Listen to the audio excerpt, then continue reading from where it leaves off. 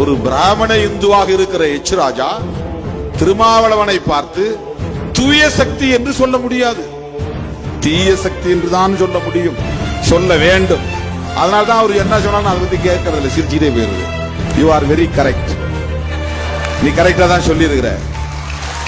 So I am very correct, நீங்க சொன்னதுனால நானும் சரியா இருக்கிறேன். உன் பார்வையில் நான் தீய சக்தி, ஏற்றுக்கொள்கிறேன். உழைக்கும் மக்களின் பார்வையில் நான் தூய சக்தி, விளிம்பு நிலை மக்களின் பார்வையில் நான் தூய சக்தி,